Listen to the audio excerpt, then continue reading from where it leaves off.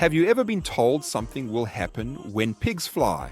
It's one of those idioms that immediately makes you chuckle because, let's face it, the idea of pigs soaring through the sky is pretty absurd.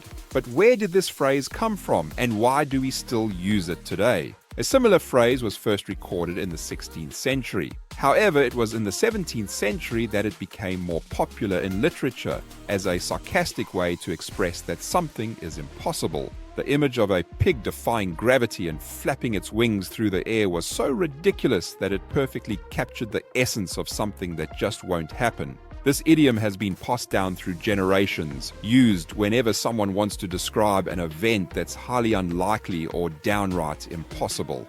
But let's take a moment to flip this on its head.